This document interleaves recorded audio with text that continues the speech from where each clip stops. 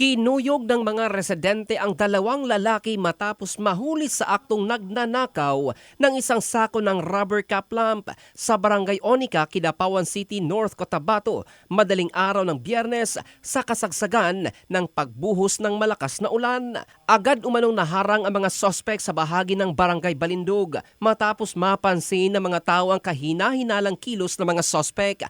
Ayon sa uploader ng video na si Jason Mayormita, sinamantala umano ng dalawa ang masamang panahon upang maisagawa ang kanilang pagnanakaw.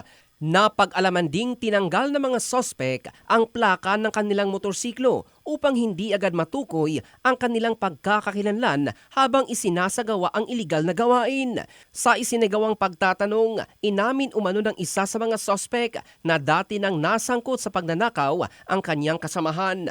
Ayon dito, nagawa na rin umano nitong magnakaw noon sa isang car wash sa lungsod dahilan upang mas lalong magalit ang ilang residente sa lugar.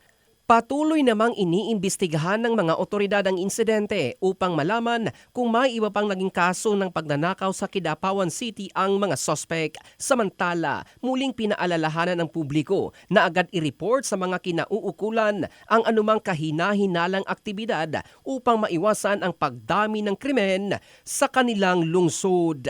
In the heart of changing lives, ito si Jofel Candado ng Brigada News Philippines, the Music and News Authority.